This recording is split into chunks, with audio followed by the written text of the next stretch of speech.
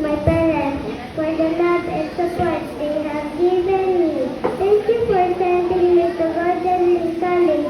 I have learned a lot since I have studied here. I will share one lesson that I have learned in Kinder 2. It is about the water cycle. It has 4 stages, namely evaporation, condensation, precipitation, and collection.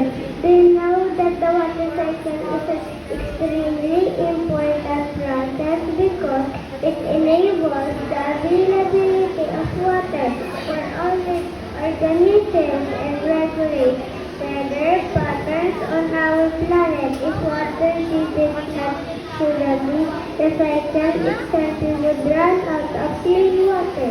This is important to life. That is how amazing the water cycle is. Allow me to take this step express my thanks to everyone who has supported me along the way, especially my family. Thank you so much for taking care of me and loving me to my beloved teacher Angel. Thank you for your guidance and the important lesson. You are truly amazing to my classmates as we finish this level. Let us all continue to grow, learn, and achieve more. As we step on to higher learning, congratulations to all of us. We did it once again. Good morning.